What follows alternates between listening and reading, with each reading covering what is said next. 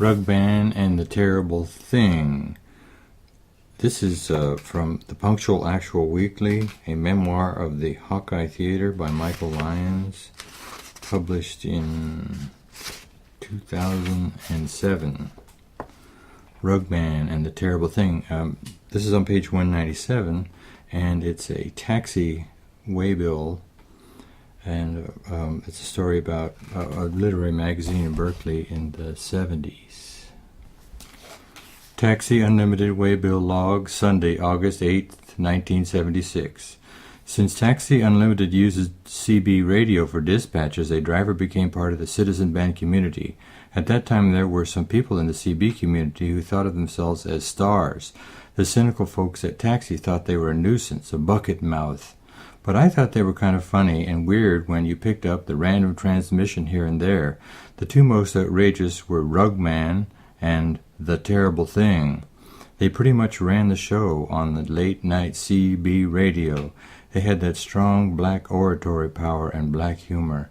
I don't know how they were able to get away with wielding so much power. I guess because they didn't use a lot of profanity. Perhaps they just weren't that many complaints. I think the FCC had become, by this time, unable to control the CB band anymore. You were supposed to get a license, but I never did. I'd hear the Rugman with his deep, throaty voice coming in on a strong signal, walking all over everything on the airways. He made himself sound exactly like the hideous and insane voice of Mr. Froggy in that old and exceedingly surreal kids show, Andy's Gang. It was a voice of my childhood nightmares all over again as he said, Rugman, "Hiya, kids, hiya, hiya, hiya, hiya." It was a rasping, grating, gravelly voice, powerful, a voice not to be denied or interrupted in any way. Mr. Froggy, the magic gremlin, hung out in a clock, and he was called by a big, old, frightening Andy Devine, saying, "Pluck your magic twanger, Froggy." It brought back strange memories of an ancient black and white world. There was something about the characters and the show that bothered me. It had a mouse that beat a drum, and a black cat that played a violin, and a jungle boy who was always being menaced by elephant thieves and scorpions. All that black and white jungle in the world of television before color. These were the Mowgli stories with a black panther whose glowing eyes burned like beacons in the dark, and the night around them became like a nullity, a vacuum into which your projections were sucked. And there was Mr. Froggy's strident gremlin voice disrupting the story and making people do things they didn't want to do. I remember Froggy giving instructions to the cook. "Then throw the pancake batter on your head," he says to the cook, and oh no, he does. I can recall having some weird dreams because of this. The Rugman signal was so strong, he just about blanketed everyone on his channel in the East Bay. I guess that's why they called him the Rugman. But if the Rugman was scary because of his unnaturally powerful voice, Terrible Thing was terrifying because of the nature of the content of his speechifying. He'd start in, "Terrible Thing, terrible thing, you got the terrible thing," and then launch into the most detailed stories of persecution or some other evil doings that the government or women or some other agential entity was doing to him. He railed endlessly about AT&T, that they were in cahoots with the government in a vast eugenics program to purify the race of people like him. He had identified many nefarious control agencies. He'd get so wound up that his chant would most often turn into a wild, rhythmic chant. Terrible Thing. "Damn, it's hot. Napalm hot. Plasma hot. Niggerborn hot. Barstow hot. Needles hot. Blythe hot. Bug shit crazy in Texas. Middle of the summer because it's always 120 degrees by noon hot."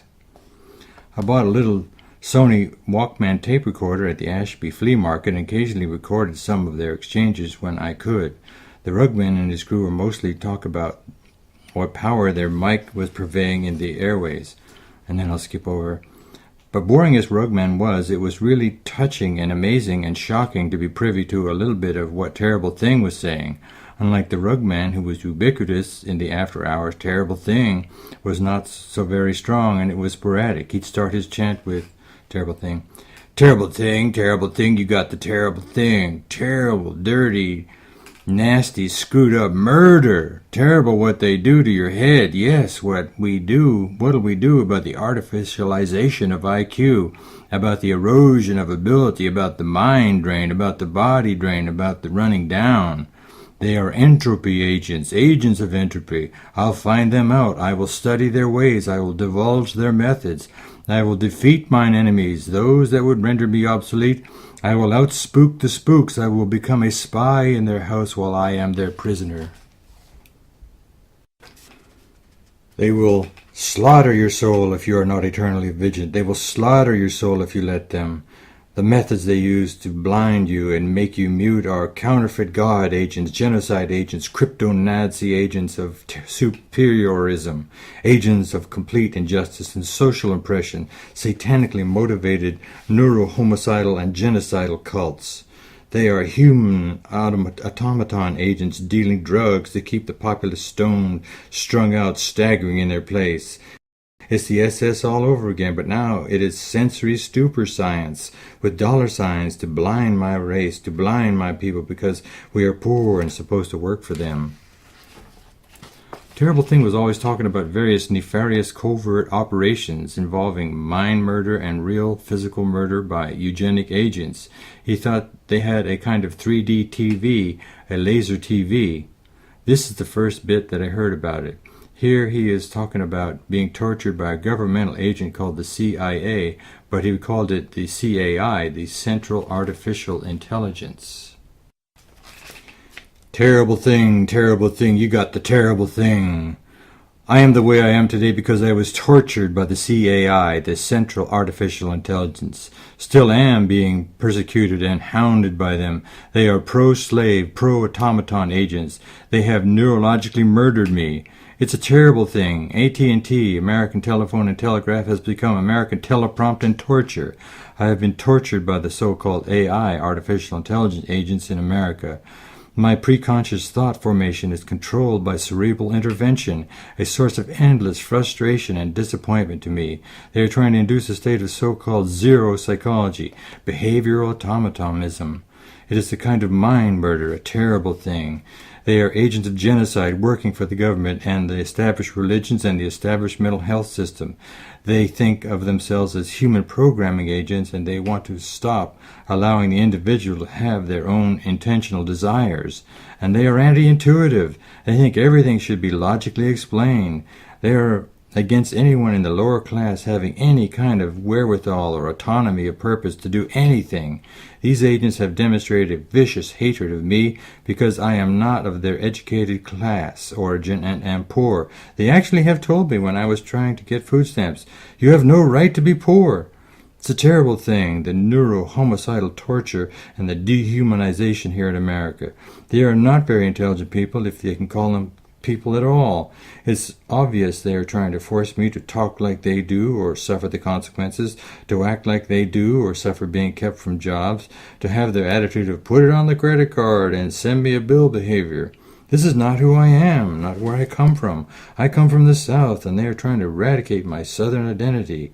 They are jealous of me because I am a natural man. I do not have the attention span for their repetitive jobs. It bores me catatonic to be an ant working at the punch press or a fast food restaurant. It is sheer torture to have to mop their floors and clean their toilets. They say I do not deserve to have the attitude I have. They actually said you have champagne taste on a beer budget. An insane rationale. They say I'm deluded and that everything I have talked about here on the airwaves at night and the researches I have made and the papers I have written about their activities is a product of my imagination, such as the iron tit agent, which is what I call the system of getting welfare and food stamps and some kind of sustenance. They have to be very careful. You have to be very careful what you say to them, very careful what you put on the forms. You have to conduct yourself in stealth and not say anything more than what they have in their guidelines because it is hard as an iron tit to get a little.